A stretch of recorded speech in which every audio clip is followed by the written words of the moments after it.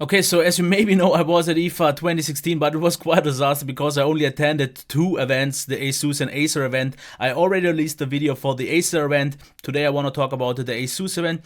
I will mostly show you the pictures that I got and a little bit of video footage of the important phones and the laptops, because not all of them were all that impressive, and that's why we'll maybe go a little bit quicker through some of the ones. Like for example here, the Asus Zenbook. It's definitely a nice device because as you can see, 13.9mm thin, 1.3 kilograms, and it definitely looks really nice. We have here the yoga hinge style, and it was quite okay in terms of bezels. The appearance was quite nice, the display seemed quite good. I can't quite judge the keyboard yet because I haven't really used an Asus one. It felt nice in amount of key travel and so on. This one, for example, has no backlight, but at least some of the more higher end ones definitely have. Trackpad felt absolutely fine. In terms of ports, we definitely get the good stuff because we have USB 3, we have an SD card reader, we have the volume rocker and the power button, but as you can already see, this is a pre-production unit because the build quality isn't quite fine yet. On the other side, once again, USB 3, USB Type-C, micro HDMI and the headphone jack. So in terms of ports, you are covered. It looks nice. And to get to the next one real quick, Asus Zenbook UX330, which as you can see is a little bit thinner, lighter, and kind of more expensive, I guess, has the higher resolution here as well. 12 hours battery life. If that's really the case, I highly doubt, but I definitely think it looks really nice. It's also, as you can see, very sleek. In terms of ports, not all that much, but you get the most important ones with USB 3, have the headphone jack, SD card reader. You have the USB 3 here, once again, USB Type-C, micro HDMI, a few LEDs, so all good here. The bezels are around the display, not super thin, but definitely quite okay. After all, it is a lightweight device and that's not bad. Once again, can't really say all that much about the keyboard. Didn't feel bad, definitely not. And the trackpad as well, but I have not really used it in action, so that is something that I'm definitely interested to see. But it was definitely sleek and it definitely looked nice, so if the price is right, this could be quite a nice one. The next one, Asus Zenbook UX310. As you can see, it's a little bit thicker and heavier, but it also has gaming-grade discrete graphics, also the high-res display and so on. So it's a little bit more beefed up and also offers a few more ports, like for example here, as you can see, USB 3, full-size HDMI this time, USB Type-C once again, with the headphone jack. On the right side, we have the full-size SD card reader and 2 times USB 3 with the ports. We have a little bit more beefier speakers on the bottom, and usually all of them have the speakers on the bottom towards the front, so it hopefully delivers quite a good sound experience. Of course, bezels aren't super slim, and the keyboard, yeah, once again, we'll have to see about that, but it felt good. Same as the trackpad, they all pretty much felt like the same. So definitely a nice device, but this is actually one of the highlights that I've seen on the event, the Zenbook 3, because as you can see here, 11.9mm, which is not all that impressive, but the weight of 910 grams, super slim bezels, and it is supposed to run an Intel Core i7 with a 1TB SSD, which is with 16GB, almost unbelievable, and quad firing speakers, but I will get into those. But as you can see, I think this one looked so impressive. It was so lightweight, but of course we have the big problem here. Headphone jack on the one side, and on the other side just one USB Type-C. So pretty much as the MacBook, no ports or expandability, which is super sad. So you will definitely have to use a lot of adapters. But if you just want something ultra portable and don't really need all that many things attached to it, this could be really one of the amazing ones. Here we have the speakers on the bottom, and you can already see them here slightly on the front. The keyboard, the display first, as you can see, it doesn't look all that amazing here yet, but I can't really judge it because it looked actually quite good. But as you can see here, once again, i7 7500, so this is already KB Lake with 16 gigs of RAM. This is amazing. The keyboard, of course, was very shallow because the device is so thin, but I hope it will be able to deliver you quite a good typing experience. After all, we have backlit keys, definitely very important. So I hope this works out quite okay. The trackpad felt nice, and we have even a fingerprint reader here. So this is quite a beefy device in terms of specs. And once again, here are the 2 speakers. Along with the 2 at the bottom, this could provide quite a nice appearance. So I definitely can't wait to test this one. And the other thumbs up already tells you something. And let me show you actually a video of that to maybe give you a better look in action. Because I have to say, I was impressed by this device. And this is one of the devices that I would actually think about buying myself if I would have to upgrade, because I want something super light and portable that is still powerful though, because as you can see, it looks just beautiful with this dark blue and the gold accents. yeah, we have just the one port though. So this is something that I will definitely have to get used to, maybe use everything as much as Bluetooth as I can. There is also a cutout. And one thing that was actually quite surprising to see is what you will see in a few seconds, okay? The camera had a little bit of trouble here, but now let's check this. You can open it so easily with just one hand, okay? I didn't do that yet, but once again, here are the speakers, rubber feet, and now, as you can see here, opening it with one hand is so easy. Display looks absolutely nice. The bezels are actually, like, I would say medium sized, not super small, but also not super big. Display seemed fine. The keyboard, I don't know quite so much yet. It could work out good enough, I guess. If the typing experience is good, I can live with the slightly more shallow design. But yeah, trackpad definitely felt nice, good texture. Fingerprint reader, if that's important for you, definitely a nice option. I just can't wait to get my hands on this device. I really hope that I will get some more review units from Asus in the future, because I want to review this one so badly. But let's get to the next one. This would be the Zenpad 10 incher. Not really all that remarkable, because as you can see here, it has speakers on both sides. It has USB Type-C. What is odd though, and something that is very inconsistent on Asus' side, is that we don't always have capacitive buttons, but sometimes have on-screen buttons. For example, in the case of the 10, you can see we have the home button with the recent apps button and back button that looks actually quite dated by now. And the display definitely seemed nice. It was a high resolution. I'm quite sure it's this kind of 2.5K. Display definitely seemed nice. This is the 3.8, and as you can already see here, the buttons definitely nice. Has this texture of a kind of leather on the back, then definitely felt super nice. It felt really great. USB Type-C here once again. Headphone jack. Here under this flap, I definitely even did, but this texture really felt great. And this one though, for some reason, has, if we can quickly check that on the video, has the on-screen buttons. Because let's get to the roundup, just so you can see that once again in person, because not always, I don't want to show you all the videos because the pictures already give you a good enough impression. And my footage in terms of video isn't all that great anyways, but let's quickly see the buttons. Everything is nice here. Not really any complaints. The texture felt great. And like I say, I will only get through around it a little bit quicker. Performance, I have to say, wasn't all impressive. And the UI definitely looks a little bit like something you have to get used to. It looked very childish in my opinion. So can't judge it all that much yet. Performance seemed okay. If we maybe can quickly see that. It could have been a little bit smoother. It just didn't feel like 60 frames per second smooth. But okay, for a tablet, I guess it should be fine. So all is good. Let's get to the next one, the Zenfone 3. This is kind of a mid-range device because it didn't feel all that amazing. It also has just a Snapdragon 625, but the battery size was quite okay. The display seemed fine. The buttons here well positioned, all good. Nice metal appearance. The design didn't seem quite unique or so. Also not super compact. But yeah, let me quickly try to give you a video here once again. And sorry if this video is a little bit kind of, yeah, half-assed done. But making this properly with the footage that I have isn't all that easy. But as you can see here, it definitely looks nice. With the glass on the back. It didn't feel crazy premium, but for the price, I guess, okay. And it really has to show how well it can deliver. So there is a fingerprint reader on the back, which is also something a little bit inconsistent because some have it and some don't. So I don't know quite, I'm not quite sure if maybe Asus has more than just one design team and they all have different approaches, but yeah, not a bad device. If you can quickly check the performance here, it felt okay. It's definitely not bad. The 625 could be a really good performer, really solid. So I definitely hope to see a little bit more. The UI, of course, once again, as you can see it here, I'm not quite sure if this is everyone's first choice, but that's good enough. Let's get to the laser.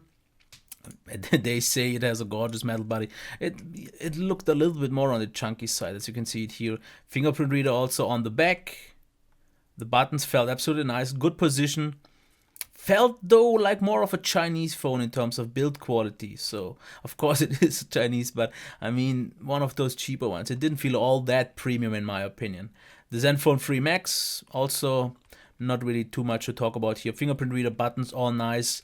Solid build quality. I just didn't really spend all that much time to really properly be able to judge them. But yeah, here we have the Zenfone 3 Max.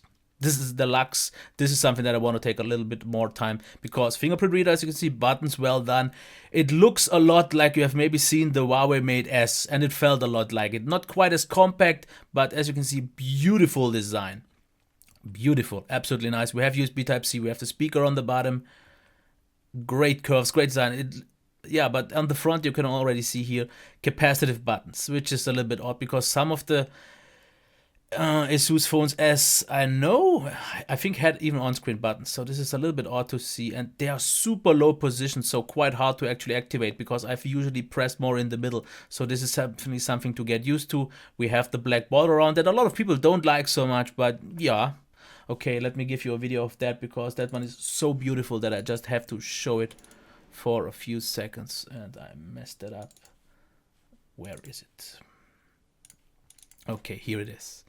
And yeah, I don't know, I really like that. That one is definitely the most impressive one. Of course, it is the deluxe version, so you would expect that to be one of the better ones.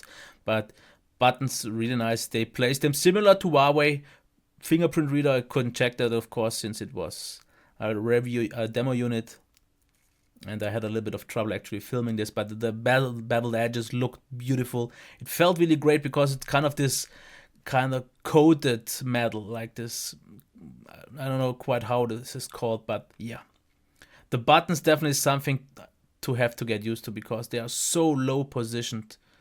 And I'm sorry for the gray screen here, but this is something because of VLC. But as you can see here, nice performance. Didn't quite feel a super flagship. Quite higher end, but not quite super flagship. I once again didn't feel like it was 60 frames per second smooth. Of course, this is not a final unit and it can improve, but those quick settings, I don't know, looks just too big, everything. And the design overall, this is something definitely you will have to get used to. But this is definitely one of the devices that I'm looking out most to actually review. So absolutely great. Now let's get to the next device, the Asus Transformer 3 Pro, which is pretty much, as you can see just from the specs already, highly impressive, because it's a 3K display, expandable because it has USB Thunderbolt 3. Amazing. But now look at it. This is pretty much a clone of the Surface Pro. The keyboard, really nice, because it had actually a lot of trouble. The design was really nicely done. It felt nice in terms of size. The trackpad felt really great texture. And as you can see here, the ventilation looks a lot like the Surface Pro. Build quality didn't seem quite as premium yet, but I guess this is a pre-production unit. But the cool thing here is SD card reader, just a small one. I would have wished for full-size SD here. Volume rocker, headphone jack. Here you can see this is something quite unique, a full-size HDMI port, and you still have a full-size USB port with the Thunderbolt port here. The hinge works very similar to the Surface Pro, and this is one of the most impressive devices, because it's just like 790 grams, and it almost felt unbelievably lightweight in the hand. So that's why I can't wait to get this. We also have the two angles here. This one definitely worked out really nice, and I want to quickly show you a video of that as well, because I think that one is worth taking a little bit of a longer look, because this video is already quite long, but you just have to see it, and it is really gorgeous, this device.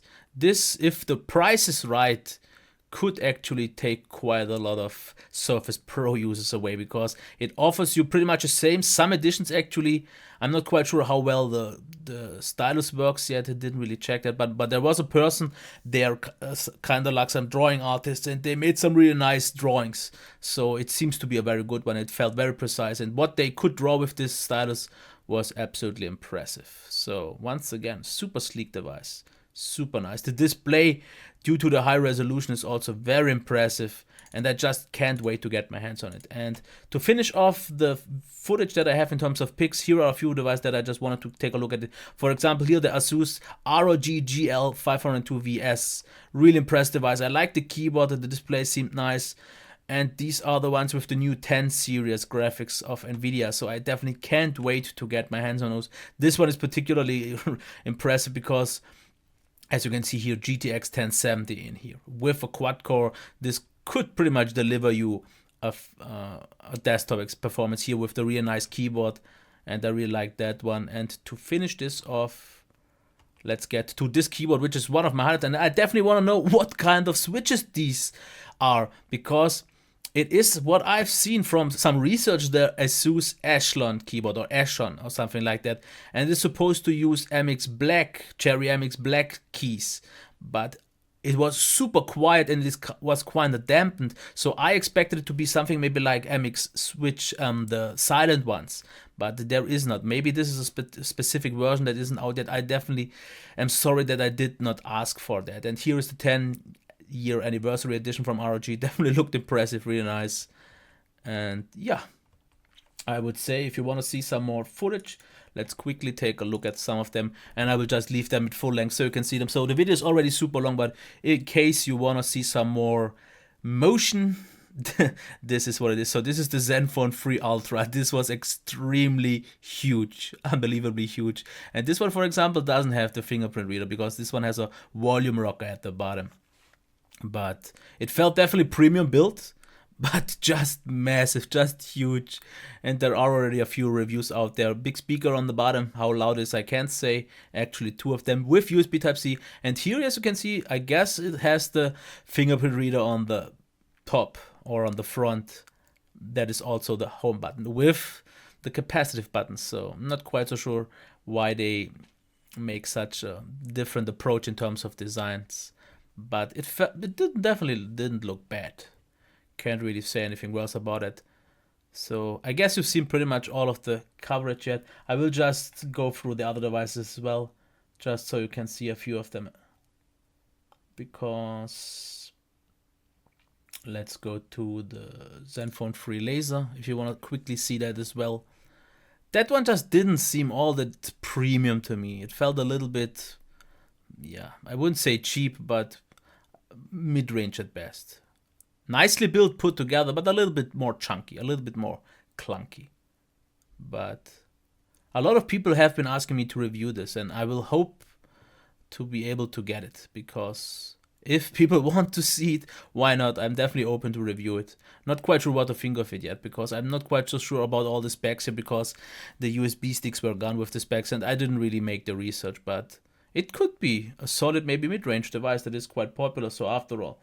So, yep, that would have been it. If you quickly want to see one of their full-size towers, as you can see here, this was one very impressive 6700K, overclocked, the same as mine, with a SLI 1080. Definitely a big device. It was actually quiet. I didn't really hear much of it, but it was also running on idle. So quite the impressive device. And to end this with the Asus 10th year anniversary, definitely nice. They made some nice, but it's also not something super impressive. We've seen similar devices, and I guess if you are on Gamescom or PAX or something, you will definitely see more impressive things. But since this is just from Asus itself, this is what it is. And to end this video in this regard, I have a little bit more video footage, but I don't really need to show that off, I guess, because the pictures did talk about it. I talked about it more than long enough. I hope you enjoyed this coverage. It was a little bit half-assed done, but once again, I hope you can excuse that. And here you can see actually one of the smaller ones, the ROG G20. This is kind of one of the more portable kind of Xbox competitors. Ports-wise, it definitely had all you would need. So definitely quite powerful with the good internals. I hope to get all of these reviewed. I hope this will work out, especially something like the monitors that I definitely didn't even cover, but they had some really nice monitors here as well. And so that would have been it. I hope you liked it, and I see you next time. Bye.